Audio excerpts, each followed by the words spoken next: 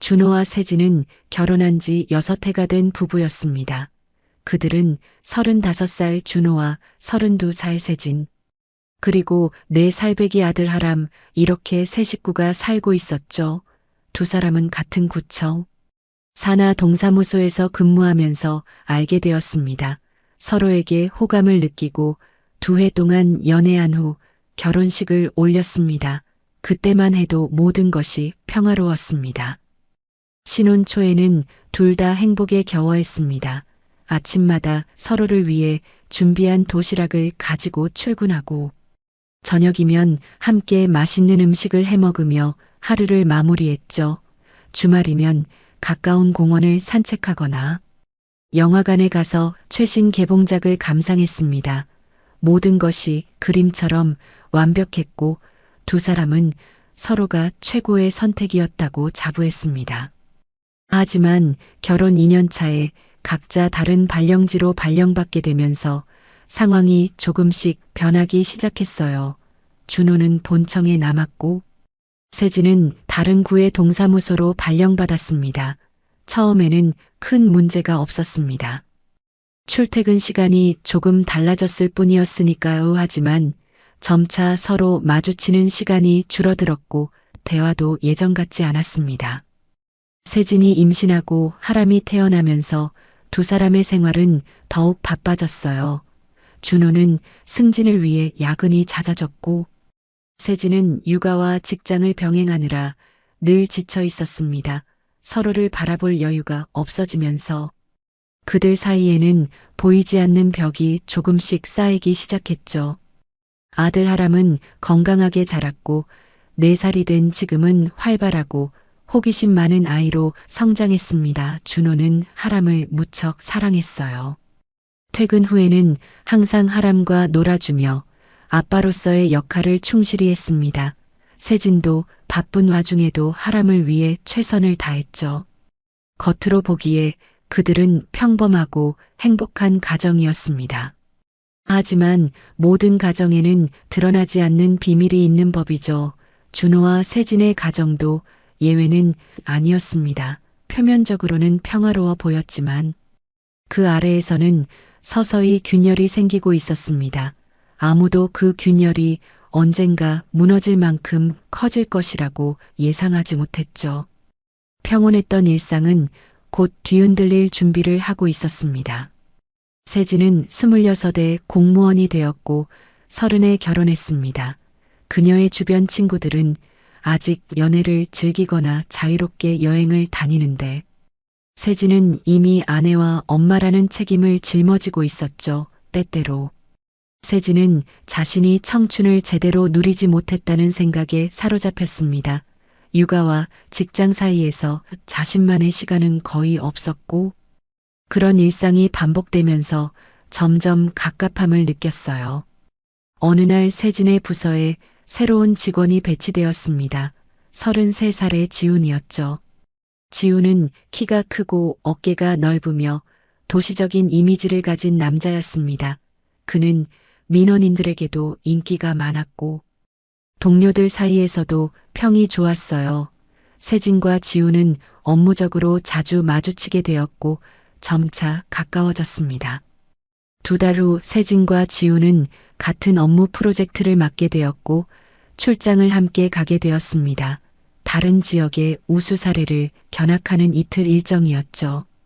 첫날 일정을 마치고 저녁 식사 자리에서 술이 오갔습니다.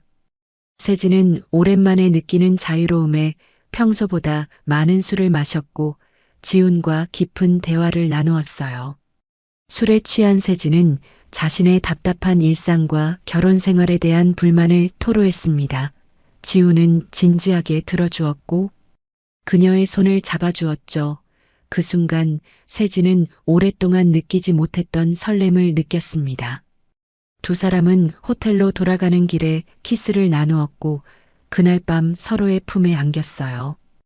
다음 날 아침 세진은 심한 죄책감에 시달렸습니다. 하지만 지훈은 자연스럽게 어젯밤 일을 넘기며 세진을 편안하게 해주었죠. 출장에서 돌아온 후에도 두 사람은 평소처럼 업무를 했지만 서로를 바라보는 눈빛은 달라져 있었습니다. 세진은 집에 돌아와 준호와 하람을 보며 더 큰 죄책감을 느꼈지만 지훈에 대한 감정도 부정할 수 없었어요. 시간이 흐르면서 지훈과 세진은 점점 가까워졌습니다. 업무상 만남이 잦아졌고 퇴근 후 따로 만나는 일도 생겼죠. 세진은 준호에게는 야근이나 회식이라고 거짓말을 했습니다. 그녀는 두 개의 다른 삶을 살기 시작했어요. 한편으로는 충실한 아내와 엄마로 또 다른 한편으로는 지훈의 연인으로 말이죠.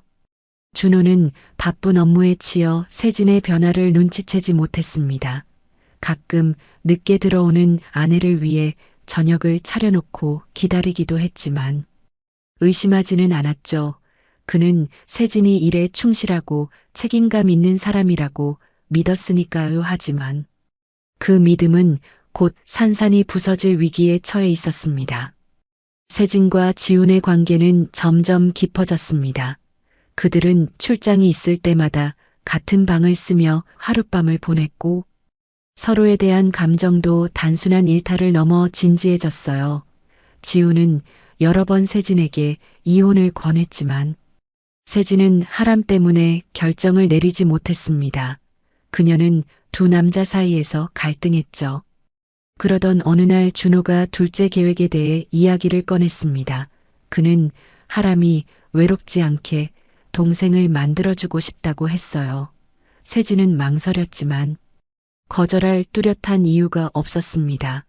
그렇게 준호와의 관계도 다시 가까워졌고 동시에 지훈과의 만남도 계속되었죠. 세진은 이중생활 속에서 혼란스러웠지만 어느 쪽도 포기할 수 없었습니다. 몇 개월 후 세진은 임신 사실을 알게 되었습니다. 그녀는 아이의 아버지가 누구인지 확신할 수 없었지만 준호에게는 기쁜 소식을 전했어요.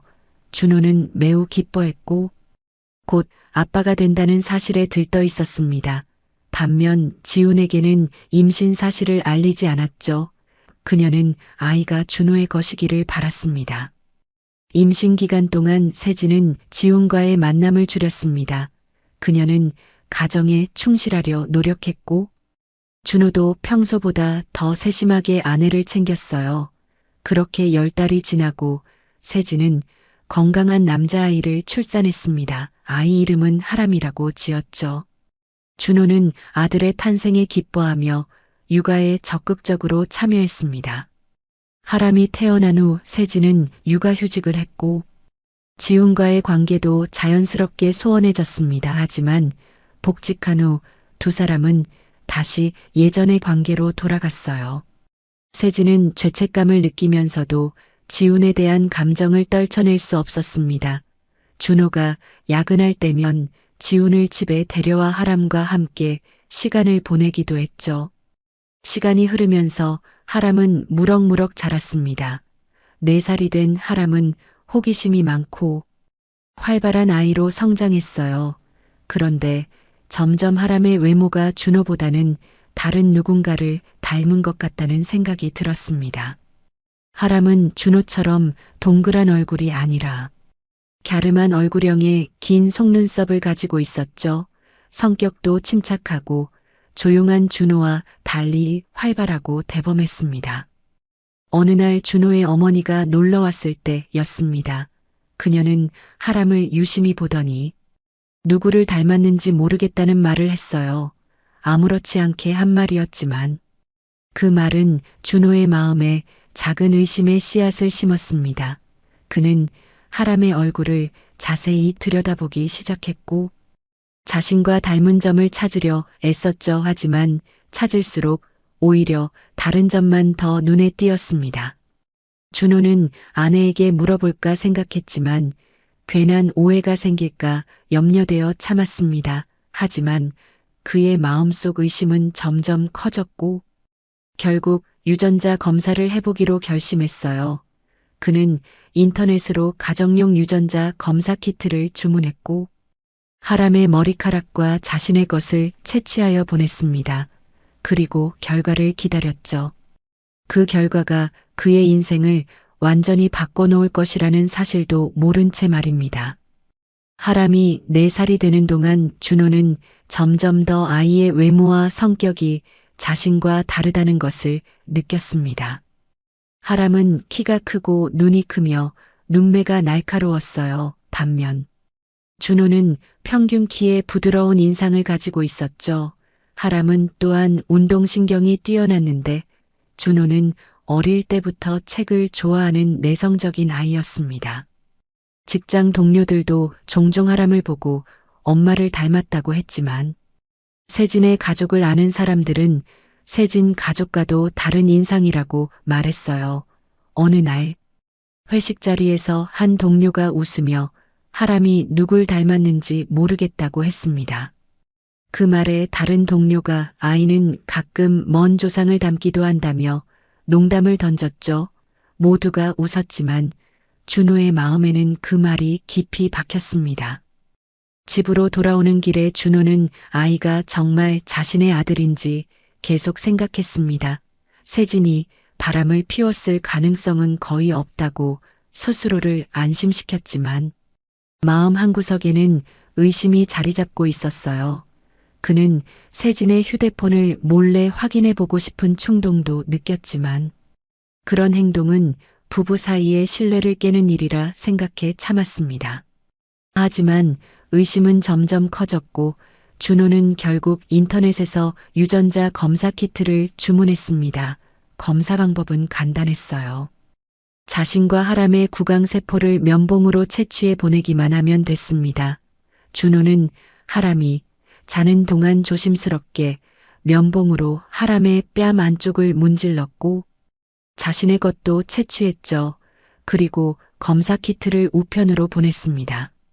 준호는 검사 결과가 나오기까지 2주를 불안하게 보냈습니다. 한편으로는 자신의 행동이 부끄럽게 느껴졌고 다른 한편으로는 진실을 알고 싶은 마음이 컸어요. 그 사이 세진은 평소와 다름없이 지냈고 하람에게도 변함없는 애정을 보였습니다. 오히려 준호의 불안정한 모습이 세진의 눈에 띄었죠. 세진이 준호에게 무슨 일이 있냐고 물었을 때 준호는 업무 스트레스라고 둘러댔습니다. 실제로 그는 일에 집중하지 못하고 있었어요. 사소한 실수도 늘어났고 상사에게 지적도 받았습니다. 밤에는 잠을 이루지 못하고 천장만 바라보며 온갖 상상을 했죠. 만약 하람이 자신의 아들이 아니라면 어떻게 해야 할지 그 생각으로 머리가 복잡했습니다. 마침내 검사 결과가 이메일로 도착했습니다. 준호는 떨리는 손으로 메일을 열었어요. 그리고 그 내용을 확인한 순간 그의 세계가 무너져 내렸습니다. 검사 결과는 명확했죠. 준호와 하람 사이에는 친자 관계가 성립되지 않는다는 것이었습니다. 확률적으로 준호가 하람의 생물학적 아버지일 가능성은 0%였어요. 준호는 한동안 컴퓨터 앞에 멍하니 앉아 있었습니다. 그동안 키우고 사랑했던 아이가 자신의 아들이 아니라는 사실이 현실로 다가오지 않았어요. 분노, 배신감, 슬픔이 한꺼번에 밀려왔습니다. 누구의 아이인지 세진이 언제부터 바람을 피웠는지 수많은 의문이 머릿속을 맴돌았죠. 하지만 가장 큰 충격은 4해 동안이나 자신이 다른 남자의 아이를 키웠다는 사실이었습니다. 그날 밤 준호는 회사 일이 많다며 늦게 귀가했습니다. 술에 취해 집에 돌아온 그는 잠든 하람의 방에 들어가 아이를 오랫동안 바라보았어요. 예전에는 그토록 사랑스럽게 느껴졌던 하람의 얼굴이 이제는 낯설게 보였습니다. 아이를 향한 감정이 복잡하게 뒤엉켰죠. 미움과 사랑이 공존하는 기묘한 감정이었습니다. 검사 결과를 받은 후 준호는 세진에게 바로 이야기하고 싶었습니다. 하지만 충동적으로 행동하면 나중에 후회할지도 모른다는 생각이 들었어요. 그는 먼저 냉정을 찾고 증거를 더 모으기로 결심했습니다. 만약 세진이 불륜을 저질렀다면 그 상대가 누구인지 알아내야 했죠. 준호는 사립탐정을 고용하는 것도 고려했지만 주변에 알려질까 두려워 포기했습니다. 대신 직접 세진의 행적을 조사하기로 했어요. 그는 세진의 휴대폰을 몰래 확인하려 했지만 비밀번호가 걸려 있었습니다. 그래서 세진이 자는 동안 지문으로 휴대폰을 열어 통화 기록과 메시지를 확인했죠. 그곳에서 준호는 지훈이라는 이름을 발견했습니다. 두 사람이 주고받은 메시지는 단순한 동료 관계를 넘어선 것이었어요. 만남의 약속과 은밀한 대화, 사랑의 표현까지 모든 것이 명백했습니다. 준호는 지훈이 누구인지 찾아보았고 세진과 같은 부서에서 일하는 남자라는 것을 알아냈죠. 준호는 지훈의 소셜미디어 계정도 찾아냈습니다. 그곳에서 본 지훈의 얼굴은 하람과 놀라울 정도로 닮아 있었어요. 높은 코, 긴 속눈썹, 갸름한 얼굴형 모두 하람에게서 볼 수 있는 특징이었습니다. 의심할 여지가 없었죠. 지훈이 하람의 생물학적 아버지였습니다. 그 발견은 준호에게 큰 충격을 주었습니다. 세진이 단순히 바람을 피운 것이 아니라 그 관계에서 아이까지 낳았다는 사실이 그를 무너뜨렸어요. 어떻게 아내가 이런 일을 저지를 수 있는지, 그리고 어떻게 넉 해 동안이나 속여올 수 있었는지 이해할 수 없었습니다. 분노와 배신감이 그를 사로잡았죠. 하지만 준호는 감정을 드러내지 않고 일상을 유지했습니다. 그는 법적으로 유리한 위치에 서기 위해 증거를 더 모으고 싶었어요. 그래서 변호사를 만나 상담을 받았고 앞으로의 계획을 세웠습니다. 변호사는 이혼 소송과 함께 위자료 청구가 가능하다고 조언했죠. 준호는 세진과 지훈 모두에게 법적 책임을 물을 작정이었습니다. 준호는 또한 출장이나 야근이 있을 때 세진이 실제로 어디에 있는지 확인하기 시작했습니다. 몇 번의 미행 끝에 그는 세진이 지훈과 모텔에서 만나는 것을 목격했어요. 그 장면을 사진으로 찍어 증거로 확보했습니다. 그리고 둘이 만나는 날짜와 장소를 꼼꼼히 기록했죠. 증거 수집이 계속되는 동안 준호는 하람을 대하는 방식도 변했습니다. 예전처럼 적극적으로 놀아주지 않았고 거리를 두기 시작했어요. 하람은 아빠의 변화를 느끼고 더 준호에게 다가오려 했지만 준호는 마음의 문을 닫았습니다. 때로는 하람을 볼 때마다 세진의 배신이 떠올라 화가 치밀기도 했죠. 세진은 준호의 변화를 눈치챘지만 그 이유를 알지 못했습니다. 그녀는 준호에게 무슨 일이 있는지 물었지만 준호는 일 때문에 피곤하다고만 했어요. 세진은 죄책감에 시달리면서도 지훈과의 관계를 계속 이어갔습니다. 그녀는 자신의 비밀이 곧 드러날 것이라고는 상상도 하지 못했죠. 준호는 변호사와 상의하여 이혼 소송과 위자료 청구를 준비했습니다. 모든 증거 자료가 충분히 모였다고 판단했을 때 그는 마지막 단계를 계획했어요. 세진이 하지 않은 잘못을 덮어씌우고 싶지 않았기에 4해 동안 속여온 것에 대한 책임만 묻기로 했습니다. 아픔은 컸지만 그는 가능한 한 냉정하게 상황을 처리하고 싶었죠. 준호는 출근길에 변호사 사무실에 들러 서류를 최종 검토했습니다. 모든 증거가 정리되었고 이혼 소송을 제기할 준비가 끝났어요. 그는 변호사에게 고개를 끄덕이며 절차를 진행해달라고 부탁했습니다. 이제 세진에게 모든 것을 알려야 할 시간이었죠. 집으로 돌아온 준호는 평소와 다름없이 행동했습니다. 그는 하람이 잠든 후 세진과 대화할 계획이었어요. 저녁 식사를 마치고 하람이 잠들기를 기다렸습니다. 긴장감에 가슴이 뛰었지만 겉으로는 태연한 척했죠. 세진은 준호의 어색한 분위기를 느꼈는지 몇 번이나 괜찮냐고 물었습니다. 하람이 잠든 후 준호는 세진에게 거실로 오라고 했습니다. 그는 테이블 위에 증거 자료가 담긴 파일을 올려놓았어요. 세진이 의아한 표정으로 앉자 준호는 조용히 입을 열었습니다. 하람이 자신의 아들이 아니라는 사실을 알고 있다고 말했죠. 세진의 얼굴이 순간 창백해졌습니다.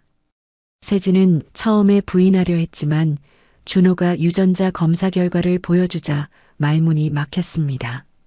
그녀는 떨리는 손으로 자료를 받아들었어요. 결과를 확인한 세진의 눈에서 눈물이 흘러내렸습니다. 준호는 감정을 억누르며 지훈과의 관계에 대해서도 알고 있다고 덧붙였죠. 세진은 모든 것을 인정했습니다. 지훈과의 만남이 단순한 실수로 시작되었지만 감정이 깊어져 헤어질 수 없었다고 고백했어요. 하람이 지훈의 아이라는 것을 출산 후에 알았지만 가정을 지키기 위해 진실을 숨겼다고 했습니다. 그녀는 준호에게 용서를 빌었지만 준호의 마음은 이미 굳어져 있었죠. 준호는 냉정하게 이혼을 원한다고 말했습니다. 그는 이미 변호사를 통해 소송을 준비했고 지훈을 상대로 위자료 청구도 할 것이라고 했어요. 세진은 놀라움과 공포에 휩싸였습니다. 그녀는 무릎을 꿇고 용서를 빌었지만 준호는 마음을 돌리지 않았죠. 4해 동안의 거짓말은 용서할 수 없는 일이었습니다. 세진은 하람을 위해서라도 다시 생각해달라고 간청했습니다. 하지만 준호는 하람이 자신의 아들이 아니라는 사실이 더 이상 함께할 수 없는 이유라고 말했어요. 그는 법적으로는 하람의 아버지였지만 앞으로 관계를 유지하기가 어렵다고 했습니다. 그 말에 세진은 격렬하게 울음을 터뜨렸죠. 준호는 세진에게 지훈에게 연락하여 상황을 설명하라고 했습니다. 그리고 다음 날까지 짐을 정리하여 집을 나가달라고 요청했어요. 세진은 하람을 두고 갈 수 없다며 항의했지만 준호는 하람의 양육권은 법원에서 결정될 문제라고 선을 그었습니다. 그는 이미 모든 것을 포기할 준비가 되어 있었죠. 세진은 결국 지훈에게 전화를 걸었습니다. 통화 내용이 들리지는 않았지만 세진의 울음소리만 들려왔어요. 준호는 침실로 들어가 문을 닫고 잠을 청했습니다. 하지만 잠은 오지 않았죠. 그는 천장을 바라보며 지난 6해를 생각했습니다. 모든 순간이 거짓이었다는 생각에 가슴이 찢어지는 것 같았습니다. 다음 날 아침 준호가 일어났을 때 세진은 이미 짐을 싸고 있었습니다. 그녀는 밤새 울었는지 눈이 붓고 얼굴이 창백했어요. 하람은 아직 자고 있었습니다. 세진은 준호에게 하람에게 어떻게 설명할 것인지 물었지만 준호는 대답하지 않았죠. 그는 출근 준비를 하며 세진을 무시했습니다. 세진이 집을 나가기 전 준호는 마지막으로 한마디를 남겼습니다. 법정에서 만나자는 말이었어요. 그 말에 세진은 고개를 숙이고 한숨을 내쉬었습니다. 그녀는 하람의 방으로 가서 자고 있는 아이의 이마에 키스를 하고 눈물을 훔쳤죠. 그리고 조용히 집을 나섰습니다. 준호는 창밖으로 세진이 짐을 들고 택시에 타는 모습을 지켜보았습니다. 세진이 집을 나간 후 준호는 하람에게 엄마가 잠시 친척집에 다녀온다고 설명했습니다. 하람은 엄마가 언제 돌아오냐고 물었지만 준호는 명확한 대답을 피했어요. 그는 갑자기 바뀐 상황에 혼란스러워하는 하람을 어떻게 대해야 할지 막막했습니다. 아이를 볼 때마다 세진의 배신이 떠올랐지만 하람에게는 잘못이 없다는 것도 알았죠. 이혼 소송과 위자료 청구는 빠르게 진행되었습니다. 준호가 확실한 증거를 가지고 있었기 때문에 법적 절차는 유리하게 흘러갔어요. 세진과 지훈은 불륜 사실을 인정했고 하람의 생물학적 아버지가 지훈이라는 사실도 확인되었습니다. 이로써 준호는 혼인 파탄의 책임이 세진에게 있음을 입증했죠. 재판이 진행되는 동안 세진은 여러 번 준호에게 연락을 시도했습니다. 그녀는 하람이 엄마를 찾는다며 만남을 요청했지만 준호는 변호사를 통해서만 소통했어요. 그는 세진이 지훈과 함께 살고 있다는 소식을 들었고 그것이 그의 결정을 더욱 굳게 만들었습니다. 준호는 하람의 양육권에 대해서도 생각해야 했죠. 준호는 깊은 고민 끝에 하람의 양육권을 세진에게 넘기기로 결정했습니다. 비록 넉 해 동안 아들처럼 키웠지만 생물학적으로는 자신의 아이가 아니었고 지훈이 하람의 진짜 아버지였으니까요. 무엇보다 하람이 엄마와 함께 사는 것이 아이에게 더 나을 것이라고 판단했습니다. 그것은 고통스러운 결정이었지만 준호는 이기적인 선택을 하고 싶지 않았습니다. 양육권 문제가 해결되자 세진은 준호에게 하람과 작별 인사를 할 기회를 달라고 요청했습니다. 처음에는 거절했지만 변호사의 조언에 따라 준호는 마지막 만남에 동의했어요. 만남 장소는 준호의 집으로 정해졌고 세진은 하람을 데리러 오기로 했습니다. 준호는 하람에게 어떤 말을 해야 할지 며칠 밤을 뒤척였습니다. 약속된 날 준호는 하람에게 새로운 집으로 이사 간다고 설명했습니다. 하람은 아빠도 함께 가냐고 물었고 준호는 고개를 저었어요. 아빠는 이 집에 계속 살 거라고. 그러나 자주 보러 오겠다고 말했습니다. 사실 그것은 거짓말이었지만 갑작스러운 이별을 완화하기 위한 배려였죠. 세진이 도착했을 때 하람은 기뻐하며 엄마에게 달려갔습니다. 세진은 아이를 꼭 안으며 눈물을 참았어요. 그녀는 준호에게 감사하다는 말과 함께 앞으로 하람을 잘 키우겠다고 약속했습니다. 준호는 무표정한 얼굴로 고개만 끄덕였죠. 그는 감정을 드러내지 않으려 했지만 하람이 떠나는 모습을 보는 것은 생각보다 더 고통스러웠습니다. 하람은 준호에게 인사를 하러 왔습니다. 아빠 잘 있어요. 자주 보러 올게요라고 말하며 포옹을 요청했어요. 준호는 마지막으로 하람을 안아주었습니다. 그 작은 몸이 자신의 품에 안겨 있는 감각이 너무나 익숙했죠. 준호는 하람의 머리를 쓰다듬으며 앞으로 행복하게 지내라고 속삭였습니다. 그 순간 눈물이 흘러내렸지만 재빨리 닦아냈습니다. 세진과 하람이 떠난 후 준호는 텅 빈 집에 홀로 남았습니다. 하람의 방은 그대로 두었지만 장난감과 옷까지는 대부분 가져갔어요. 침대 위에는 하람이 가장 좋아하던 곰 인형만 남겨져 있었습니다. 준호는 그 인형을 집어들고 오랫동안 바라보았죠. 넉 해 동안의 기억이 주마등처럼 스쳐 지나갔습니다. 다음 날 법원에서 최종 이혼 판결이 내려졌습니다. 준호와 세진의 결혼 생활은 공식적으로 끝이 났어요. 위자료도 준호가 요구한 대로 결정되었고 하람의 양육권은 세진이 갖게 되었습니다. 재판장이 판결문을 읽는 동안 준호는 세진을 바라보았죠. 한때 사랑했던 여인의 얼굴에는 후회와 슬픔이 가득했습니다. 재판이 끝난 후 준호는 법원 복도에서 세진과 마주쳤습니다. 세진은 지훈과 함께 있었고 그들 옆에는 하람이 서 있었어요. 준호는 잠시 걸음을 멈추었습니다. 하람은 준호를 보자 반가워하며 달려오려 했지만 세진이 아이의 손을 꼭 잡았죠. 준호는 하람에게 작게 손을 흔들어 인사한 후 빠르게 자리를 떠났습니다. 이혼 후 준호는 새로운 삶을 시작하려 노력했습니다. 다른 지역으로 발령을 신청했고 새 아파트로 이사했어요.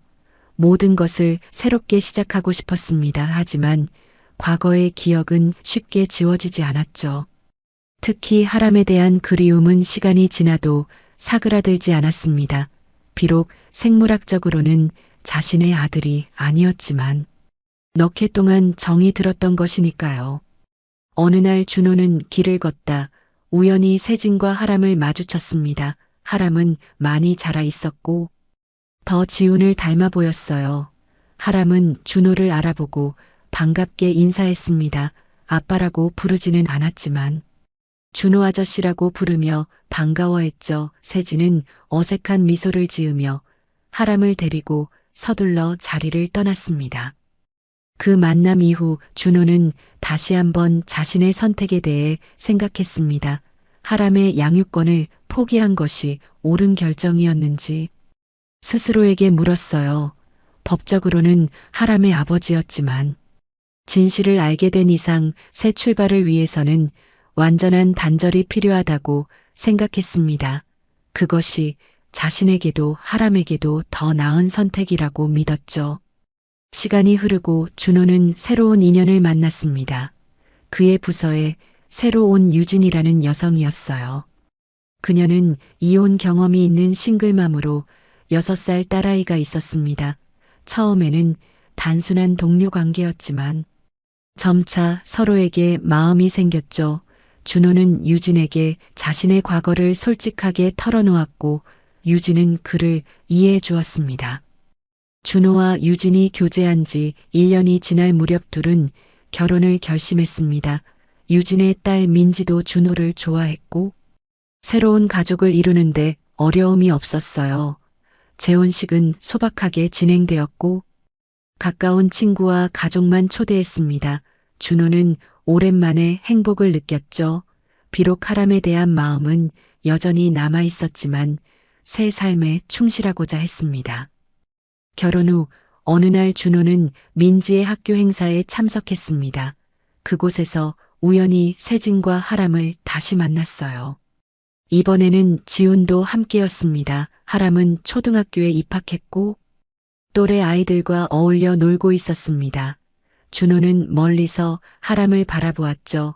세진과 지훈은 준호를 발견하고 어색하게 인사했습니다. 그들은 짧은 대화를 나누었습니다. 세진은 하람이 학교에 잘 적응하고 있다고 말했고 지훈은 조심스럽게 준호에게 고마움을 표현했어요. 준호가 어떤 의미로 고맙다는 건지 묻자 지훈은 하람을 처음 넉 해 동안 잘 키워줘서 고맙다고 했습니다. 그 말에 준호는 씁쓸한 미소를 지었죠. 감사할 일이 아니라고 말했습니다. 행사가 끝나갈 무렵 하람이 준호에게 다가왔습니다. 아빠와는 많이 달라졌다고 말하며 웃었어요. 준호는 놀랐지만 아이가 자신을 기억하고 있다는 사실에 마음이 따뜻해졌습니다. 하람은 학교에서 배운 것들을 자랑하듯 이야기했고 준호는 관심 있게 들어주었죠. 그때 유진과 민지가 다가와 준호를 불렀습니다. 준호는 하람에게 새 가족을 소개했습니다. 하람은 민지에게 반갑게 인사했고 두 아이는 금세 친해졌어요. 세진과 지훈도 다가와 유진과 인사를 나누었습니다. 어색한 분위기였지만 각자 새로운 삶을 살아가고 있다는 사실을 인정하는 시간이었죠. 헤어지기 전 하람은 준호에게 작은 종이를 건넸습니다. 자신이 그린 그림이었어요. 집으로 돌아온 준호는 하람의 그림을 펼쳐보았습니다. 그림에는 두 가족이 함께 있는 모습이 그려져 있었어요. 한쪽에는 하람과 세진, 지훈이, 다른 한쪽에는 준호와 유진, 민지가 있었습니다. 그림 위에는 내가 사랑하는 두 가족이라고 적혀 있었죠.